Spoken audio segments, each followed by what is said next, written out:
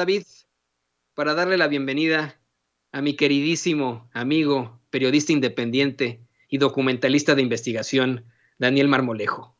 Mire, se ha vuelto muy controvertido el caso de la exoneración del general Cienfuegos y la verdad es que hay que tener mucha autoridad moral para poder hablar de esto, no como en el caso de Loretito u otros impresentables, ¿no?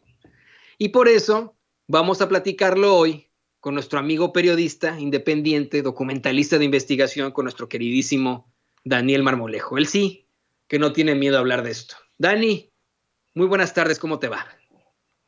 Toño, qué gusto saludarte a toda la gran comunidad global de Sin Censura y desde luego mandándole un saludo con mucho cariño a nuestro hermano Vicente Serrano, quien está convaleciente y que afortunadamente ya lo vimos comunicarse, pues pidiéndole a todos quienes lo queremos que lo sigamos alentando en su recuperación franca y que nos dio mucho gusto y nos causó enorme sorpresa y alegría verlo aparecer. Y desde luego, pues aquí atento a los temas, que son un montón de cosas, querido Toño, en una situación bastante complicada en Estados Unidos, que es este tema de la crisis interna y que pareciera todavía hay muchos contrastes. Es un asunto muy complejo, como nunca lo habíamos imaginado. Pero ahí está, vamos a ver qué sucede. Vamos exactamente a platicar de eso. Yo creo que hay que tener mucha autoridad moral que creo, no creo, estoy convencido tú tienes, querido Daniel Marmolejo. Es un tema extremadamente controvertido, un tema que ha despertado pasiones, que ha causado incluso ataques a periodistas independientes con toda esa trayectoria, como lo es una Anabel Hernández, pero que para muchos es indefendible. Para muchos es indefendible que se haya exonerado una figura como lo es el general Salvador Cienfuegos, con los indicios que se tenían sobre él en los Estados Unidos. Para muchos es indefendible el decir que, bueno, a pesar de todas las pruebas que el Departamento de Justicia asegura sí cuenta con, de las grabaciones, etcétera, se le haya exonerado.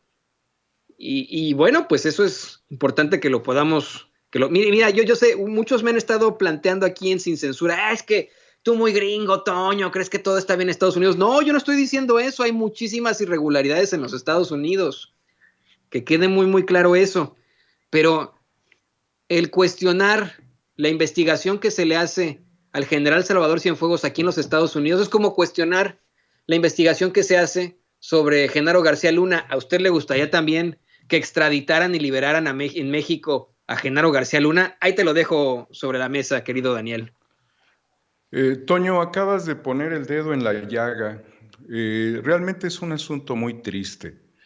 Para cualquiera de nosotros que somos simples mortales, el tratar estos temas se vuelve muy escabroso y está lleno de tejidos que en una primera instancia no logramos comprender y en donde la emoción nos va a ganar porque ha habido tanta sangre en este país y ha habido tanta hazaña por parte de los exgobiernos que indudablemente nos confronta cuando suceden estas cosas y nos llaman a reflexionar, pero a tratar de investigar más temas. Cuando tú señalas claramente, Toño, que desacreditar una investigación de facto en un ámbito ciudadano en Estados Unidos nos da a nosotros una victoria moral respecto a ello, es desacreditar las investigaciones que se han hecho sobre muchos criminales que actualmente están purgando una condena o que se encuentran en un proceso como el Chapo Guzmán, perdón, como Genaro García Luna y otros que están pues ya realmente esperando la muerte en una prisión como lo es el Chapo Guzmán.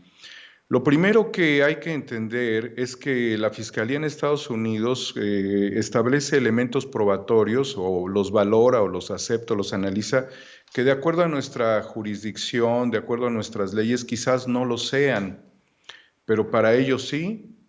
Es más, hay que dejar muy en claro que de repente todos nosotros, incluyéndome, nos volvimos algo así como peritos en este tipo de asuntos, y la verdad es de que no lo somos, porque expedientes de este nivel nunca se habían revelado, al menos para nosotros, ¿no? O se habían exhibido así.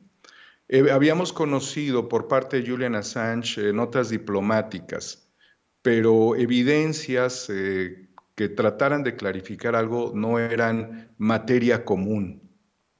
Eso por un lado. Entonces, no podemos entender esto llanamente como lo estamos tratando de valorar.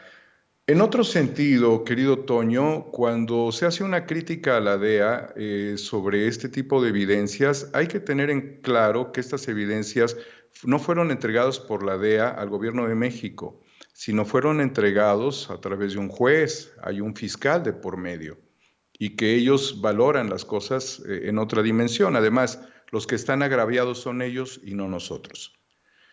En ese sentido, también estamos discriminando el lenguaje de los delincuentes como si ellos, por hablar con esto que llamaría Octavio Paz faltas de lenguaje, refiriera también a una incapacidad o una falta de inteligencia. Y realmente verlo así también es un error. Muchos de los criminales son productos de su propia circunstancia. Cuando a nosotros se nos reveló algunas conversaciones del Chapo Guzmán, pues hasta se nos parecía, por lo que escuchábamos hablar con otra persona, un tipo afable, ¿no? Y un tipo normal, aunque estuviese haciendo cosas muy chuecas, ¿no? Pero no nos parecía ni siquiera un personaje hosco y tampoco los mensajes que él expresaba parecía que realmente lo comprometían tanto como realmente pudo haber estado comprometido. Es decir, era muy coloquial la forma de hablar y no se hablaba de manera rimbombante, extravagante, no, ecuánime. En el sentido práctico de las organizaciones criminales, querido Toño, abajo de los liderazgos principales de estas organizaciones hay algo que se llama la Dirección de Expertos en Comunicación. Estas direcciones de expertos en comunicación pueden tener más de 10 personas, quizás 20 personas trabajando. ¿Y esto qué significa? Que ellos establecen esta dirección casi como una estrategia paralela a su nivel, o sea, están en constante diálogo con ellos, porque tienen que utilizar tecnologías que les permitan realizar sus operaciones. Y esta estrategia de tener una dirección de expertos en comunicación no solamente tiene que ver con los equipos, sino que también tiene que ver con la manera codificada en la que ellos se comunican. Ellos hablan a través de claves. Si es gordo, puede ser flaco. Si es chaparro, puede ser alto. Si es moreno, puede ser blanco. Pues ni modo que hablaran como nosotros, pues evidentemente caerían en sus propias trampas en menos de una hora. O sea, ellos tienen que hablar de una manera distinta. Me llama mucho la atención el análisis en una columna del periodista Ricardo Rafael, refiriéndose a que no necesariamente el general tuvo que haber mantenido la comunicación directamente con los criminales, sino que ésta pudo haberse realizado a través de una tercera persona. Evidentemente, cuando se señala al lugar donde fueres, haz lo que vieres, pues no vas a elevar el lenguaje ni te va a preocupar la ortografía. Pero esas son consideraciones, simples consideraciones, que nosotros debiéramos, cuando menos, poner allí como elementos adicionales, antes de desacreditar los documentos. ¿Por qué? Porque si llevaban tantos años investigando al general, pues yo creo que hay divorcios que tienen más páginas que las 700 que trae este expediente. En todo caso, tendríamos que suponer que por un tema de seguridad nacional, Estados Unidos tendría una reserva bajo la mesa que nosotros no conocemos, porque tan solo el expediente del Chapo Guzmán es de 1 millón de hojas, ¿no? Entonces, ¿a qué me lleva todo esto, querido Toño? A una consideración fundamental, que es lo que tú señalabas, que es el tema, el aparato de justicia en Estados Unidos. Y hay que reconocer que es una estructura súper poderosa. Es tan poderosa que hay asociaciones que integran a más de 400,000 juristas. Y dentro de estos que se llaman los Bar Association, que tú debes de conocer y entender mucho más que yo, estoy tocando de oídas, pero entiendo que la colegiación en Estados Unidos es una obligación, también en otros países en el mundo, en México no es una obligación. Significa que son luchas muy fuertes y demostraciones de poder asociativo para poder alcanzar la posición de fiscal o la posición de juez. De hecho, quien estaría asumiendo tentativamente la vicepresidencia de Estados Unidos, Kamala Harris, tiene un número de asociación que es el 146.672 al Bar Association de California, ¿no? O sea, imagínate todo el impulso que ha tenido para llegar a ser la mujer con el cargo más importante en este momento, que es la vicepresidencia. Yo todo esto lo comento sin profundizar, porque evidentemente yo soy un ajeno a los temas legales. De hecho, ni me gustan los temas legales, pero pues cuando menos hay que tratar, al menos de interpretarlos.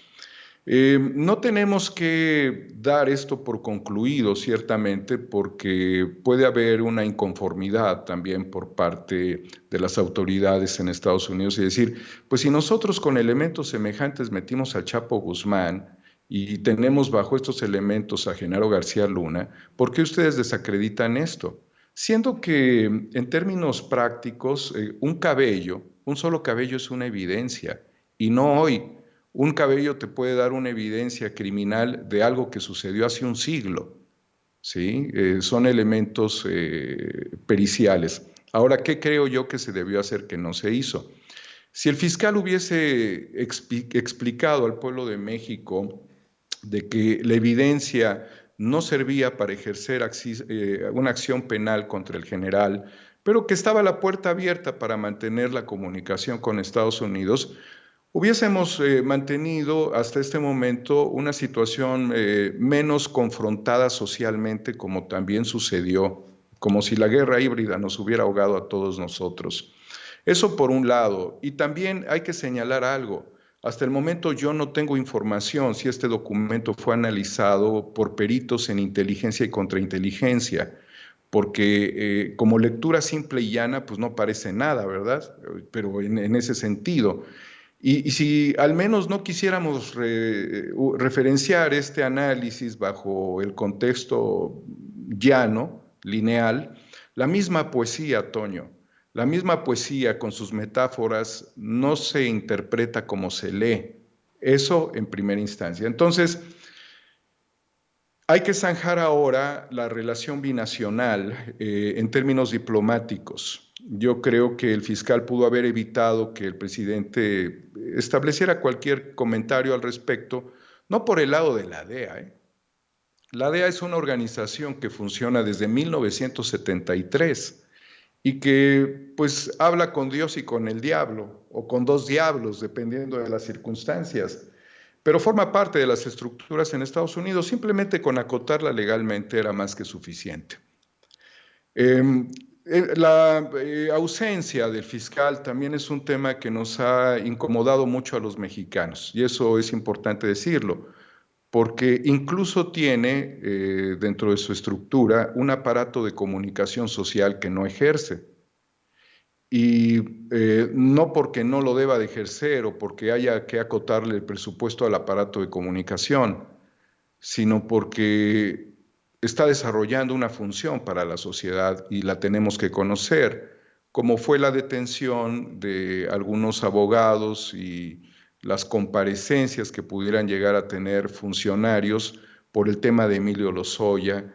Y son circunstancias que nos contrapuntean con esta autoridad porque pues, la vemos muy ausente y la necesitamos sentir a la autoridad judicial, sobre todo porque estamos generando muchas hipótesis o valoraciones que a lo mejor no nos estarían llevando a nada, pero una comunicación con la sociedad es necesaria.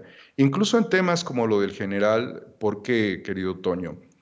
Porque es un tema de seguridad nacional. No solamente es un tema de un expediente, sino es un tema con repercusiones en ambos lados de la frontera. y si se tuviese una comunicación más directa, sería mejor. En ese sentido, yo tengo una incomodidad, pero este es un criterio muy humilde y personal respecto a la posición del canciller. Ni el canciller ni el presidente son jueces, por eso hay un juzgador. El presidente es el presidente, el canciller es el canciller. Entonces, era necesario exponer al canciller y si acaso es difícil, pues hasta públicamente el canciller puede decir, pues yo invito, ¿no? Amablemente al fiscal para que hable aquí y nos exponga cosas desde su punto de vista. Así tendríamos nosotros la posibilidad de escudriñar un poco más sobre los criterios técnicos periciales, que en este tipo de cosas son importantísimas, porque no es lineal.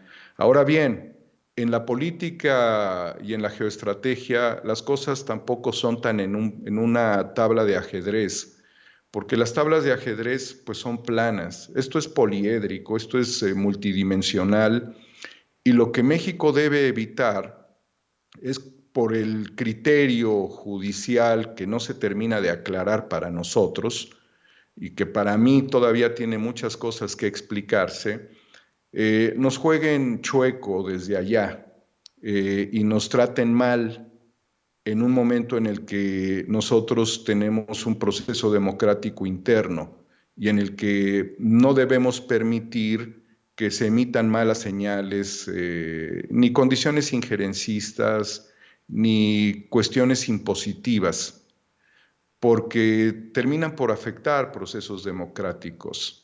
Esto, como lo quiero plantear, es que necesitamos evolucionar en nuestros criterios. Yo no veo hasta el momento ningún éxito en ninguna de estas cosas que yo he comentado específicamente. Ni el caso Lozoya está resuelto y creo que lo del general le va a dar mucha materia a los estadounidenses. De allí que es necesario, por lo pronto, fortalecer el ámbito diplomático. Es muy importante mandar buenos mensajes a Estados Unidos en el medio de su proceso y de sus frustraciones políticas y democráticas. El proceso electoral no fue limpio en Estados Unidos, pues eso estamos claros. Y la verdad es de que hay mucho encono allá. Pero tenemos estados de este país que son binacionales. Entonces, tenemos que proteger nuestra relación. Vamos bien. Entonces, nosotros también tenemos que tener un discurso arriba, que sea el discurso de los países que en momentos de tensión pueden establecer un poco de tranquilidad en las relaciones. Necesitamos que Estados Unidos resuelvan sus problemas, que no haya autoritarismo ni violencia.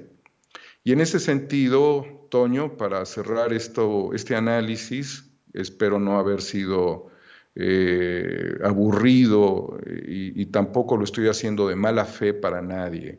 Entendamos que a mí lo que me preocupa es mi país, ¿no? Independientemente de criminales o de cuestiones que puedan ser insostenibles y que llevaran a juicio a personas inocentes. Siempre debemos de defender a las personas, más aún si son inocentes. El hecho, Toño, de que estamos tomando medidas ya para evitar que se dé un apagón de las redes sociales en el proceso interno de México en este año 2021. Nosotros como ciudadanos, nosotros como personas que tenemos una oportunidad, que yo siempre voy a agradecer el que nos escuchen, necesitamos actuar ya definitivamente. Y aquí dicen que no es, bueno, un paralelismo al menos comparar a una agencia del gobierno con poderes fácticos como los dueños de las redes sociales. Pero si actuaran mal las redes sociales en este momento, nos podrían llevar también a una crisis que debemos de evitar. Estamos trabajando en ello, Toño, y creo que vamos a dar mensajes muy importantes. Dani, permíteme pedir